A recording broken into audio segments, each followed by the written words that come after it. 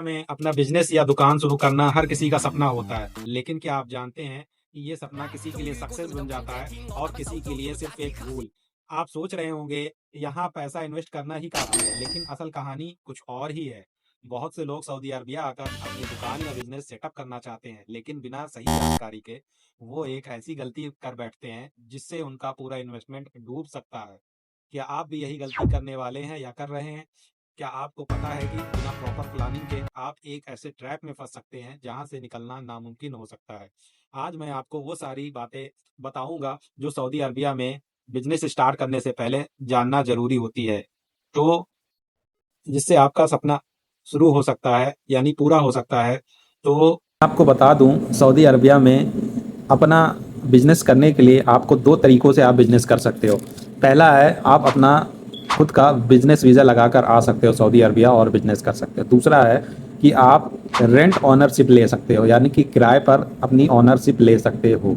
तो जो business visa होता है उसमें आपका पैसा ज़्यादा लगता है, लगभग 12,000 रियाल एक बार लगता है जब आपका बिजनेस वीज़ा आपका लगता है।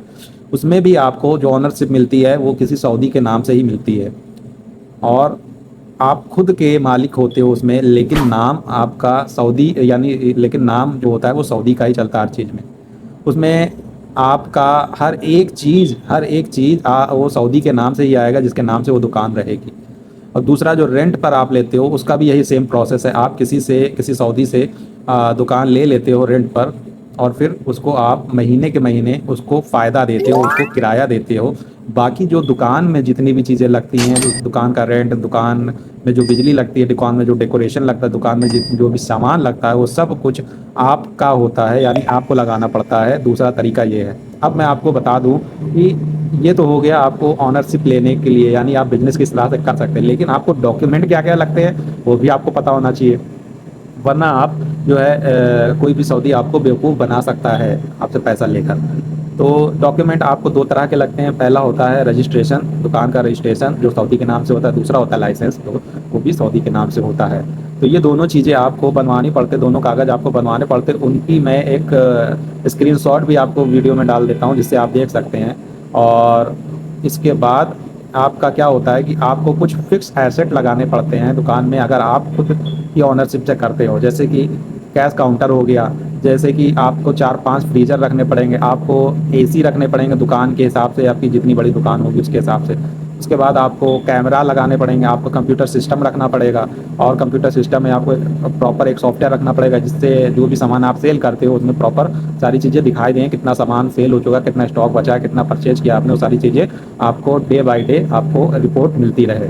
तो और उसके साथ साथ आपको एक प्रिंटर रखना पड़ेगा। और सबसे मेन चीज़, जो आप पेमेंट लेते हो ऑनलाइन, यानी कि एक आपको एक अकाउंट खुलवाना पड़ता है, वो भी सऊदी के नाम से ही होता है। जिस सऊदी के नाम से दुकान होती है उसी सऊदी के नाम से आपको एक इस तरह से एक मशीन मिलती है। जब आप सऊदी का अकाउंट खुलवाते हो एक, तो उसमें आपको क्या होता है, एक मशीन मिलती है और मशीन मिलने के बाद इस मशीन से ही आप जितने पेमेंट आपको कार्ड से होते हैं वो सारी इस मशीन में ही आते हैं और आपके उस अकाउंट में जाते हैं। और इसके साथ साथ आपको एक एटीएम कार्ड भी मिलता है, जिस एटीएम कार्ड से आप उस कैश को निकाल कर विड्रॉल कर सकते हो, निकाल सकते हो। ठीक है, तो ये सारी चीज़ें फिक्स एसेट आपको रखनी ही रखनी पड़ती हैं। और उसके साथ साथ आपको यहाँ पर आपको रैक भी लगानी पड़ती है जिसमें आप सामान लगाते हैं। और सामान लगाने के साथ साथ आपको कुछ ऐसी चीज़ें भी रखनी पड़ती हैं जिसमें आपको मतलब वो सामान रखना पड़ता है।